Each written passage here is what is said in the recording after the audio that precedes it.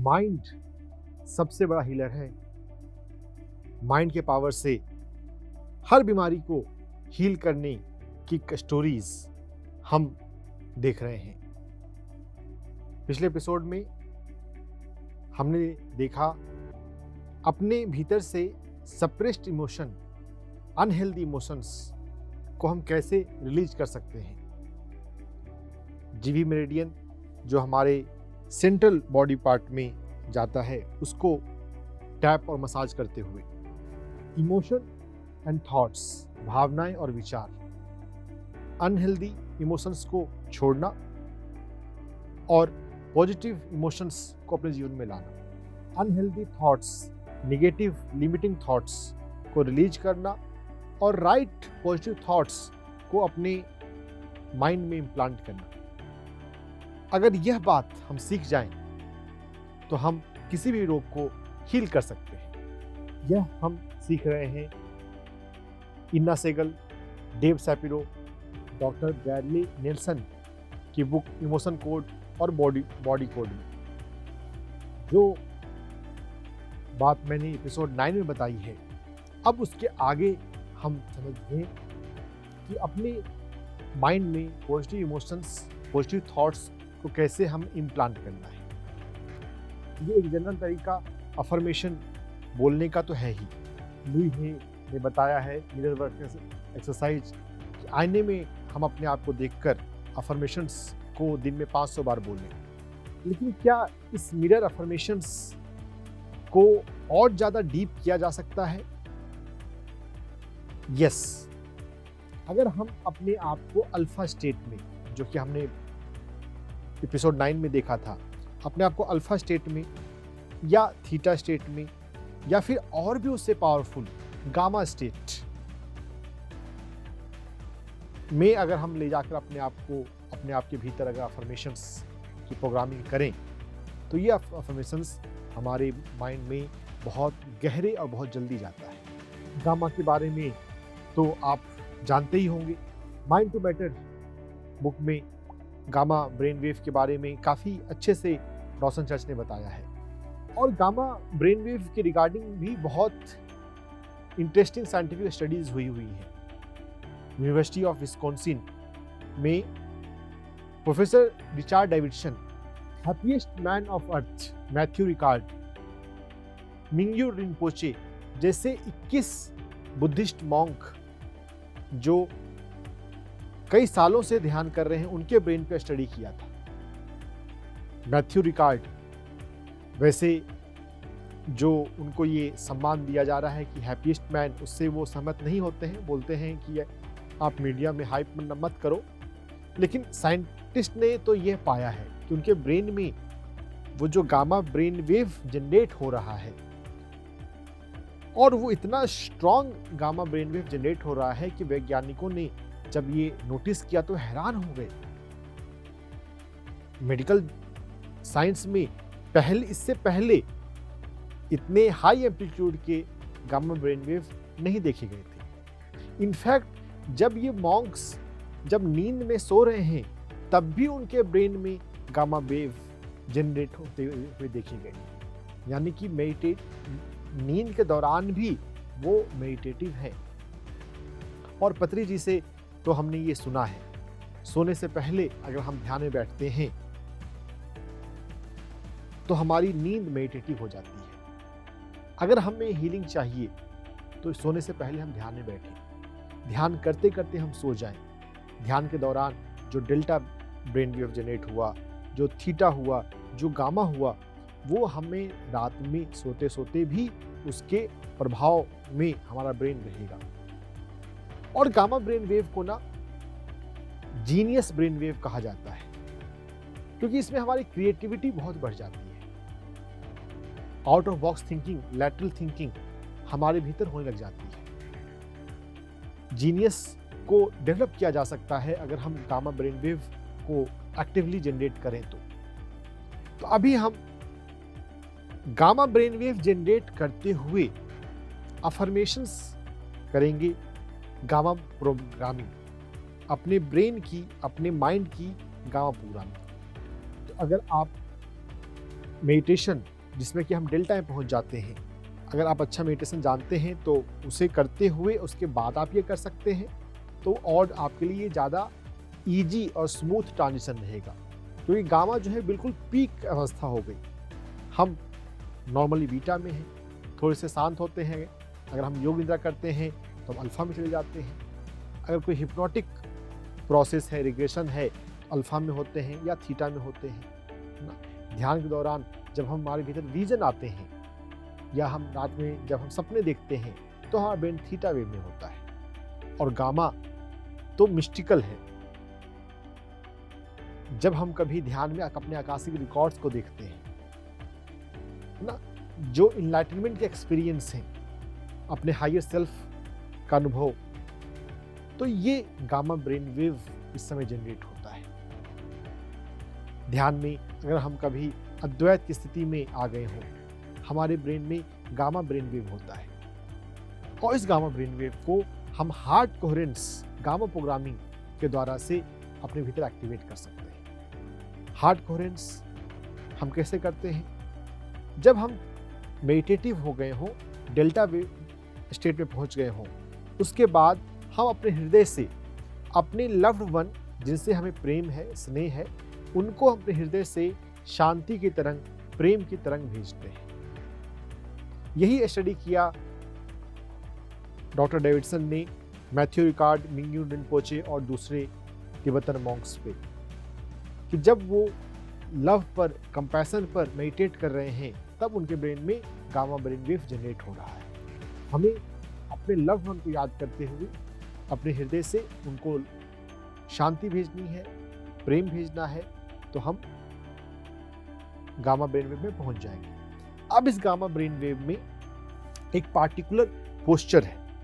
जब हम gamma programming करने जा रहे हैं अफर्मेशन की, मैं अभी आपको एक बार पहले डेमोन्स्ट्रेट करता हूँ, फिर उसको हम प्रैक्टिकली करेंगे।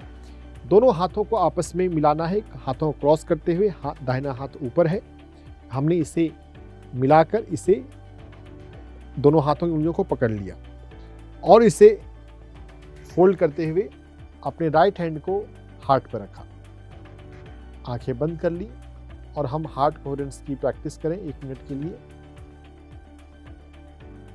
ध्यान में जो हम शांत हो जाते हैं, शून्य हो जाते हैं, सांसों को महसूस करते हुए, सांसों को फील करते हुए, फिर अपने लव्ड वन को अपने हृदय से शांति और प्रेम की तरंग भेजना।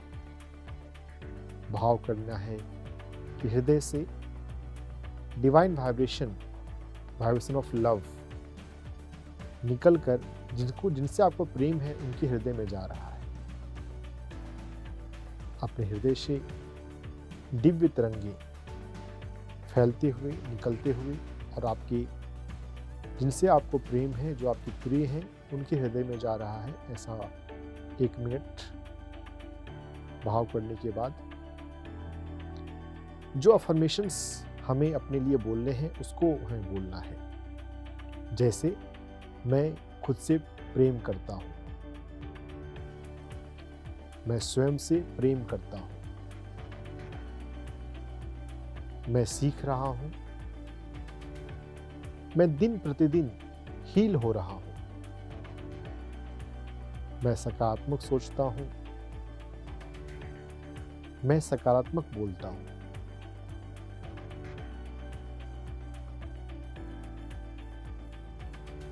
मैं रोज ध्यान में बैठता हूँ, मेरी एनर्जी बहुत अच्छी है, मेरी एनर्जी बढ़ते जा रही है, मैं दिन प्रतिदिन स्वस्थ हो रहा हूँ, मैं स्वयं से प्रेम करता हूँ, I love my self, all is well, all is well, all is well.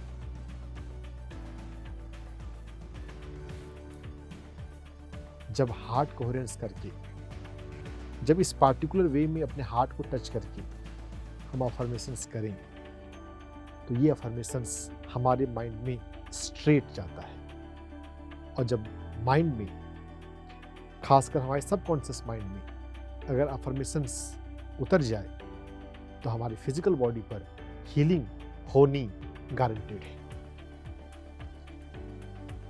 जो ये प्रैक्टिकल प्रोसेस मैंने किया, आपको अपने लिए एग्जैक्ट एक्यूरेट अफर्मेशंस पहचानने जरूरी है।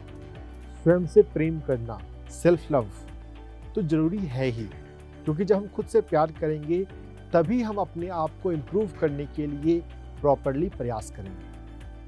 लेकिन सेल्फ लव के साथ साथ टू द पॉइंट अफर्मेशंस पहचानने के लिए कि कौन से हेल्थ कंडीशन में मुझे कौन सा विचार अपने भीतर इम्प्लांट करना है, हमें secret language of your body by इन्ना सेगल पढ़नी चाहिए।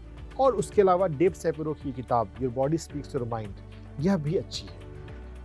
हिंदी भाषा में तो लुई है कि you can heal your life ज़्यादा पॉपुलर है और वो ठीक भी है, लेकिन जब हम विस्तार से समझना चाहें तो हमें सीक्रेट लैंग्वेज को ही पढ़ना चाहिए। काफ़ी डिटेल में इसमें बातें बताई गई हैं कि हमारे कौन से ऑर्गन कौन से विचार से जुड़ा हुआ है, जिस पर पहले भी हमने बात करी है। लेकिन यह टॉपिक इतना बड़ा है क्योंकि हमारे शरीर में इतने सारे हिस्से हैं, सभी को बोलकर बताना मुश्किल होगा। हमने पहले बात करी है कि जैसे हमारा थायराइड है तो ये हमारे बोलने से जुड़ा हुआ है। अगर हम ठीक से अपने आप को एक्सप्रेस नहीं करें, कम्युनिकेट नहीं करें, तब हमारा थायराइड प्रभावित होता है। जो हमारा बैक है वो एक सपोर्ट सिस्टम है। अगर बैक पेन है किसी को तो वो लैक ऑफ सपोर्ट, उसके मन में ऐसा भाव है उसे जैसा सपोर्ट मिलना चाहिए लाइफ में वैसा सपोर्ट नहीं मिल रहा है। खासकर लो बैक पेन वो फाइनेंशियल सपोर्ट से है और upper back pain emotional support से है। हमारे जो दांत हैं वो डिसीजन से जुड़े हुए हैं। हमारा जो पैर है वो चलने के लिए है। हमारे जो जॉइंट्स हैं वो फ्लेक्सिबिलिटी को दर्शाते हैं। अगर कभी हमारे किसी जॉइंट में पेन है या स्टिफनेस आ जाती है तो क्या कहीं पर हम रिजिड हैं, अड़े हुए हैं, जिद्दी हैं, यह देखना होगा। तो हमें हर एक बॉडी पार्ट्स का साइकोलॉजी, हमारी जो हमारी बॉडी में जो फिजियोलॉजी हो रहा है, जो फंक्शन है डिफरेंट बॉडी पार्ट्स के, इंटरनल मैकेनिज्म है, इससे जुड़ा हुआ इसके पीछे साइकोलॉजी क्या है, साइकोलॉजी बिहाइंड फिजियोलॉजी, वो थोड़ा हमें समझने की जरूरत है, जो हमें सीक्रेट लैंग्वेज पढ़ते हुए समझ में आ सकती है। ध्यान में बैठकर अगर हम चिंतन करें कि मेरे इस बॉडी हेल्थ प्रॉब्लम के लिए, मेरी इस बीमारी के लिए कौन सा विचार जिम्मेदार है, कौन से इमोशन जिम्मेदार है, तो हम इंट्यूशन के माध्यम से भी डिकोड कर सकते हैं। ध्यान के दौरान अगर कहीं बॉडी में आपको कोई तकलीफ है, आप उस बॉडी ऑर्गन से डायरेक्ट भी कम्युनिकेट कर सकते हैं। ऐसे भी इंसिडेंसेस मेडिटेटर्स के रहे हैं जब उन्होंने अपने बॉडी ऑर्गन से बात करी है। सुनने में अचंभे की बात लगेगी, लेकिन अगर हर एक जीवित चीज में चेतना है, उस चेतना से कम्युनिकेशन संभव है।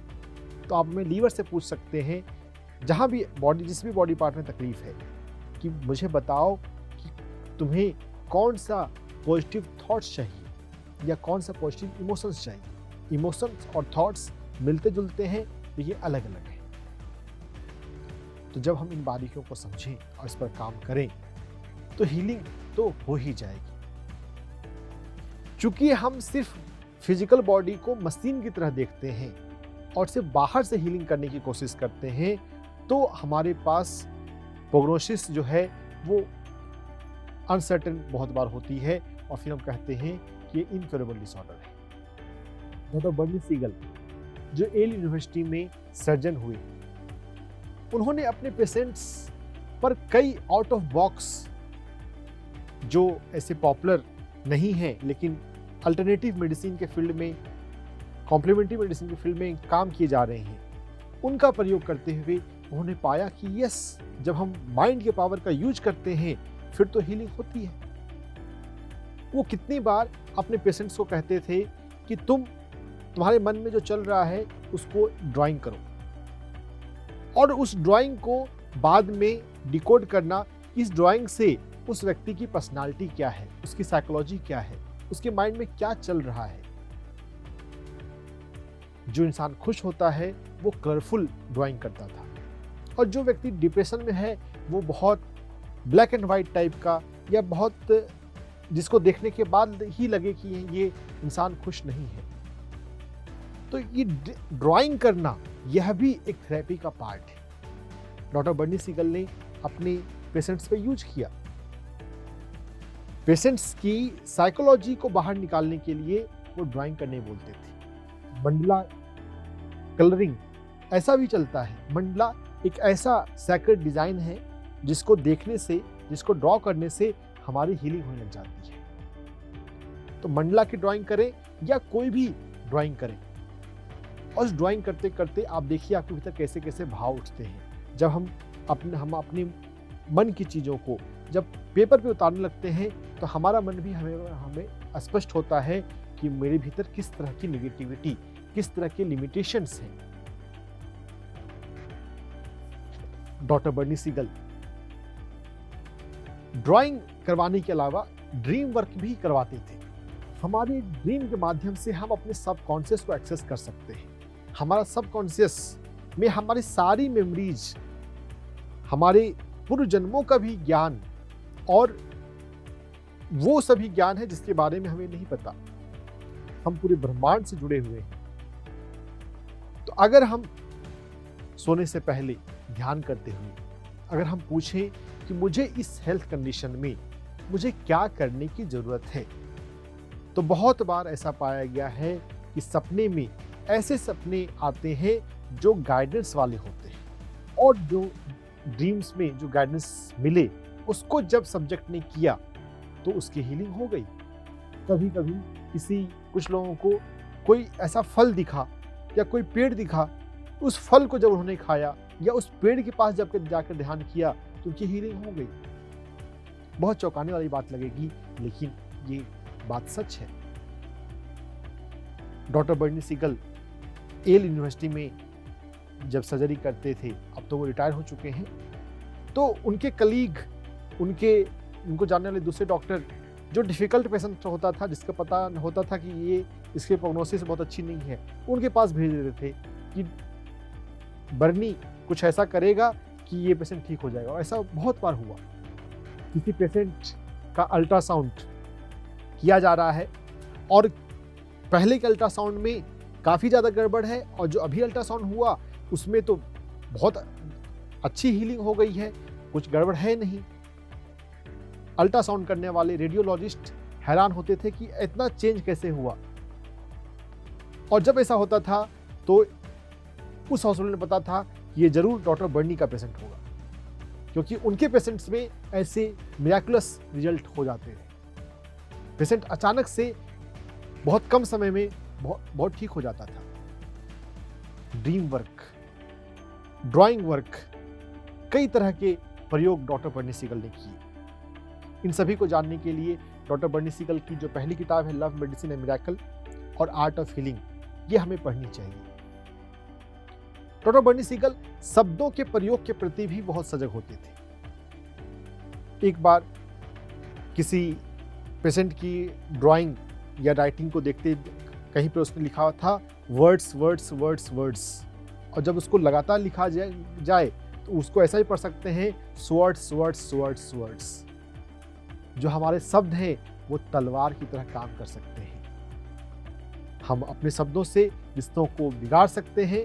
कहीं पर अगर हम बेहोशी में कुछ बोल गए तो बाद में हमें बहुत पछताना पड़ता है। और हमारे भारत देश में तो है ही महाभारत की कहानी। अंधे का बेटा अंधा होता है, इस एक सेंटेंस ही शायद सबसे बड़ा कारण रहा था महाभारत का। अगर द्रौपदी ने यह वर्ड नहीं बोले होते तो शायद कुछ और भी कहानी हो सकती थी।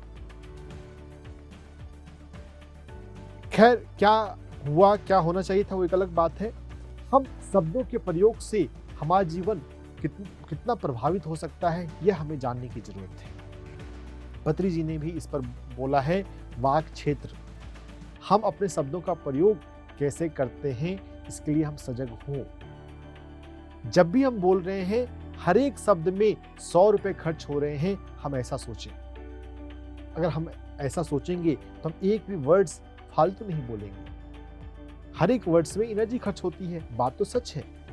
जिन लोगों को भी लगता है कि वो थक जाते हैं दिन भर के काम करने के बाद और बोलते हैं मेरे जीवन में, मेरी बॉडी में थकान है, अगर सिर्फ अपने बोलने के प्रति वो सजग हो जाएं, टू द पॉइंट बोलें, एक्स्ट्रा नहीं बोलें, हर शब्द में 100 रुपए खर्च हो रहे हैं यह सोचें, तो उनका बोलना अपने आप कम हो जाएगा। एक्स्ट्रा बोलना बंद हुआ, आपकी एनर्जी खर्च एक्स्ट्रा होगी नहीं। सेम लाइफ स्टाइल में आप पाएंगे कि अब आप एनर्जेटिक रहते हैं। साधक को, ध्यानियों को इनका विशेष ध्यान रखने की जरूरत है कि मेडिटेशन में जब हम एनर्जी को कमा रहे हैं, अगर हम एक्स्ट्रा एनर्जी खर्च कर देंगे तो उसका रिजल्ट नहीं आएगा, बहुत कम आएगा। अपने शब्दों के प्रति सजग बने। शब्दों के प्रति सजग बनना है, अपने सबकॉन्शियस के प्रति सजग बनना है, और जहां पर सबकॉन्शियस में हमें लगता है नेगेटिव है, हमारी सोच में, हमारी भावना में, उसको गामा प्रोग्रामिंग के माध्यम से, जो अभी मैंने बताया, हार्ट कोहेरेंस करने के बाद वो हमें पॉजिटिव में बदलना है। आप अपने हिसाब से अफर्मेशंस बना सकते हैं। जो भी आपको लगे आपके भीतर ये नेगेटिव है, आप उसी को पॉजिटिव में बोल दीजिए, कन्वर्ट कर दीजिए, और प्रेजेंट टेंस में मैं करता हूं या कर रहा हूं। प्रेजेंट टेंस में अफर्मेशन होगा, मैं करूंगा ये अफर्मेशंस नहीं होता। हमारा सबकॉन्शियस फ्यूचर को एक्सेप्ट नहीं करता, सिर्फ प्रेजेंट को एक्सेप्ट करता है। तो राइट वे में हम अफर्मेशंस बनाते हुए गामा प्रोग्रामिंग के साथ करें, और हर बीमारी को हम खुद से हील कर सकते हैं। हमें मेडिकल सिस्टम पे, एक्सटर्नल सिस्टम पे बहुत निर्भर होने की आवश्यकता नहीं है। PSSM का जो एम्ब्लेम है और उसमें जो स्लोगन है, बी ए लाइट अनटू योरसेल्फ, अब दीपो भव, और गौतम बुद्ध के जीवन का भी ये आखिरी संदेश है, अब दीपो भव। हम स्वयं से अपनी हीलिंग करना सीखें, यथासंभव जितना हम कर सकें, जितना हम सीख जाएंगे, जितना हम पढ़ेंगे, जितना हम इन बारीकियों को समझेंगे, हम अपनी हीलिंग खुद कर सकते हैं। एक्सटर्नल सिस्टम पे, मेडिसिनल सिस्टम पे हम कम से कम निर्भर हों। हर एक रोग में हम अपने माइंड के अंदर दबी हुई, छिपी हुई unhealthy thought patterns, emotional patterns को पहचानें। तो आपको मैं एक दो एग्जांपल और देता हूं। ओवरी में सिस्ट हो जाना, पॉलीसिस्टिक ओवेरियन डिजीज, PCOD, जिसको PCOS भी कहते हैं। तो ओवरी में सिस्ट कब होता है? तो यहाँ पे ओवरी और दूसरे गायनेकोलॉजिकल इश्यूज में एक कॉमन बात होती है कि जो महिलाएं हैं वो अपने फेमिनिज्म को, अपने फेमिनिन होने के भाव को पूर्ण रूप से, सहर्ष रूप से स्वीकार नहीं करती है।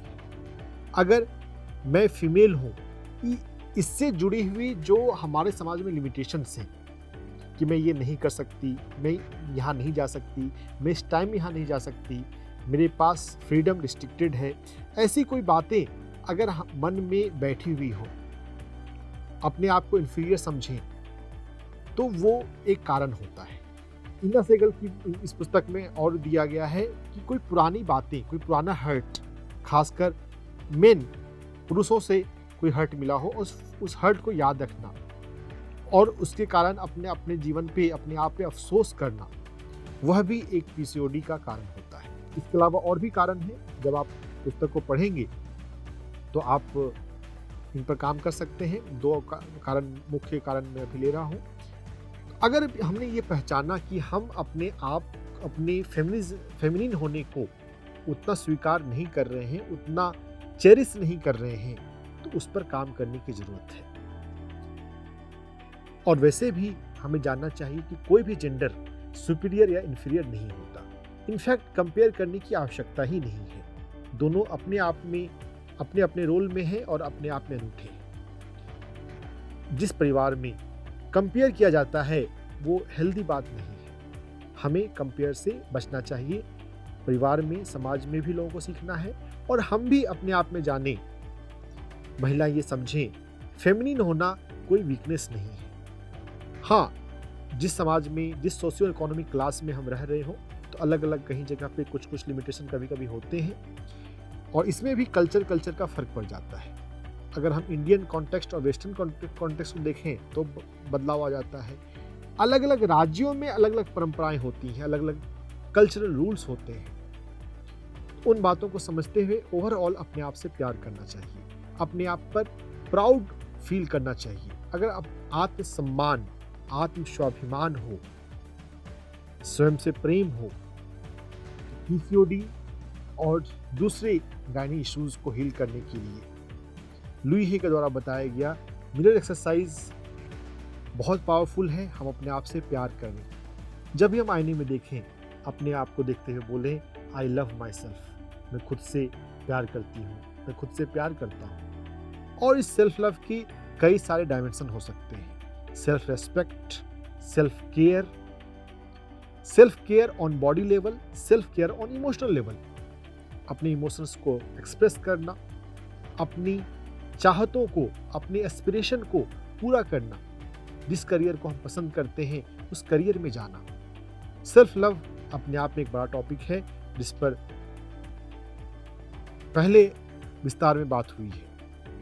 आप लुई हे की you can heal your life पढ़ सकते हैं। सेल्फ लव के द्वारा अपने माइंड के इमोशन पैटर्न को चेंज करके, थॉट पैटर्न को पॉजिटिव बना के हम हर बीमारी को हील कर सकते हैं। जब हम माइंड के लेवल से अप्रोच करें तो कोई भी बीमारी लाइलाज नहीं रह जाती। हेल्थ परिवर्तन को देखते हुए अपने आप को पॉजिटिव रखें, प्रसन्न रखें, अपनी हर बीमारियों को हील करें, और बीमारियां नहीं आई है तो अपने आप को स्वस्थ रखें। आपके जीवन में स्वास्थ्य हो, प्रसन्नता हो। इसी विश के साथ अब मैं आपसे विदा लेता हूं। नमस्कार। PMC हिंदी बदले जीवन।